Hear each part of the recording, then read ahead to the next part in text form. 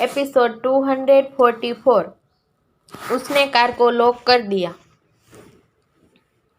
मुन्ना की बातें अनन्या के सिर के ऊपर से गई। उल्टा वो उस पर नाराज होते हुए बोली, भाई वो दर्द में है, हमें उन्हें हॉस्पिटल ले जाना होगा। इस पर हंसते हुए मुन्ना बोला, हॉस्पिटल? हॉस्पिटल ना जाना पड़े इसलिए एक कार में खुद को छुपाए बैठी है और दूसरी अपने साथ हुए सदमे से उभरने की कोशिश कर रही है।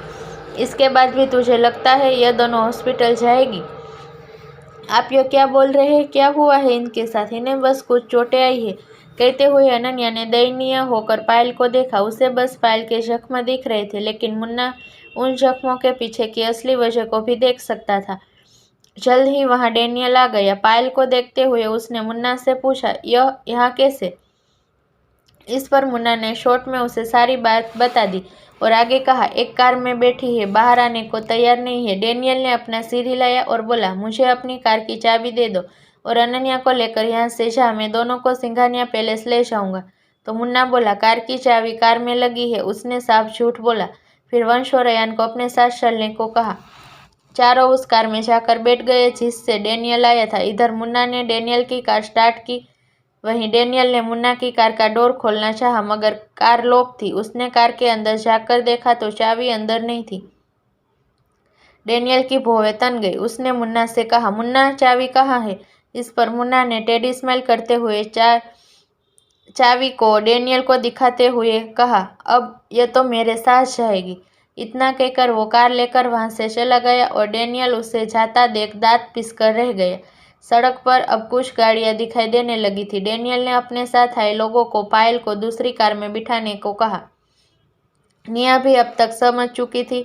मुन्ना ने उसे कार में बंद कर दिया है। वो विंडो पर हाथ मारते हुए खुद को बाहर निकालने के लिए चिल्लाती रही, मगर उसकी आवाज कार के अंदर ही फंस कर रह गई। दूसरी तरफ अनन्या ने मुन्ना को घूरते हुए पूछा, आपने कार की चाबी डेनियल भाई को क्यों नहीं दी? इस पर मुन्ना हंसते हुए बोला, क्योंकि मुझे किसी को उसके कहे गलत शब्दों की सजा देनी थी। गलत शब्द? कहते हुए अनन्या को निया का ख्याल आया और वो एकदम से चौंकती हुई चिल्ला दी, मुन्ना भाई, आपने कहीं उसे कार में लॉक तो नहीं कर दिया ना? इस पर मुन्ना ने एक आंख मारी जैसे कह रहा हो, यू आर राइट माई बहना। शॉक्ड अनन्या ने मुंह पर हाथ रख लिया। तभी पीछे से वंश ने हंसते हुए कहा, बहुत बढ़िया। आगे से वो दूसरों के साथ मिसबिहेव करने से पहले एटलीस्ट 2 बार सोचेगी। अयान ने भी सहमति में अपना सिर हिलाया। थोड़ी देर रुककर उसने कहा, पर मुझे एक बात समझ नहीं आई। बॉस की बहनों को किडनैप तक तो ठीक था, लेकिन वो दोनों को हमें देकर, वो दोनों को सिंघानिया पैलेस या कहीं और भी तो छोड़ सकते थे। हमें चारों तरफ से घेर के, सड़क खाली करवा के इतना सब कुछ करने की क्या जरूरत थी? मैं खुद भी यही सोच रहा हूँ, वंश बोला और दोनों ने एक साथ मुन्ना को देखा जैसे उन्हें इसका जवाब मुन्ना ही देने वाला हो। दोनों की बातें सुनकर अनन्या भी सोच में डूब गई। थोड़ा दिमाग चलाने के बाद उसने कहा, मुझे लगता है वो सब अरशद से डरे होंगे। मतलब अगर अरशद की बहनों का किडनैप हुआ है तो अरशद उन्हें जरूर ढूंढ रहा होगा। क्या पता उसने एडी आर्मी को भी दोनों को पता लगाने का ऑर्डर दिया हो। एडी से बचने के लिए किडनैपर ने खुद ही दोनों को वापस कर दिया होगा और हमारे सामने वापस किया, मतलब उन्हें पता होगा एक हम ही है जिनके पीछे एडी आर्मी नहीं है, जो शायद ऐसा ही कुछ हुआ होगा। मुझे तो यही लगता है। अनन्या का उलझा उलझा लॉजिक सुनकर वंश और अयान हंस पड़े। तुम दोनों हंस क्यों रहे हो? अनन्या ने मुंह फुलाकर पूछा, क्या मेरा लॉजिक इतना बुरा है? नहीं, इतना भी बुरा नहीं है। हम तो बस इसलिए हंस रहे थे क्योंकि हमें पता है आपने अभी जो कहा वो बातें आपके हमारे साथ साथ आपके भी सिर से ऊपर से गई होगी। वंश बोला तो अनन्या ने नामे सिर हिलाते हुए कहा, नहीं, ऐसा नहीं है। मुझे अच्छे से पता है मैंने अभी अभी क्या कहा। इस पर अयान ने कहा, अगर ऐसा है तो आप दोबारा वही सब बोलिए जो आपने थोड़ी देर पहले कहा था। हाँ तो बोल देती हूँ, इसमें कौन सी बड़ी बात है? कहते हुए अनन्या ने अपनी बात को वापस रिपीट किया। मैंने कहा था किडनैपर एडी के आदमियों से डर गए, इसलिए उन्होंने दोनों को वापस कर दिया। उन्होंने हमें टारगेट इसलिए किया क्योंकि हमसे कांटेक्ट करने उनके लिए आसान रहा होगा। लेकिन एक मिनट, कहते कहते अनन्या रुक गई। थोड़ा और सोचते हुए उसने कहा, लेकिन उन्हें पता कैसे चला हम बाहर आए हुए हैं? कहीं वो हमारा पीछा तो नहीं कर रहे थे? हमारा नहीं, मुन्ना सर का, क्योंकि कार तो मुन्ना भाई की ही थी। वंश बोला तो अयान ने आगे कहा, इससे भी बड़ी बात, निया अरशद सिंघानिया की बहन है, एडी की नहीं।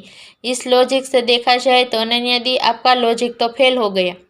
तीनों का यह डिस्कशन चालू रहा। इसी बीच मुन्ना बहुत ही गहराई से इस बारे में सोच रहा था और ऐसे ही वो डेस्टिनी विला आ गए। तीनों को विला ड्रॉप करके मुन्ना वहां से जाने लगा। उसे जाता देख अनन्या, वंश और अयान तीनों ने एक साथ उसका रास्ता रोकते हुए एक साथ ही कहा, आप अभी नहीं जा सकते। तीनों ने एक साथ बोलने पर मुन्ना ने तीनों को घूरते हुए पूछा, क्यों नहीं जा सकता?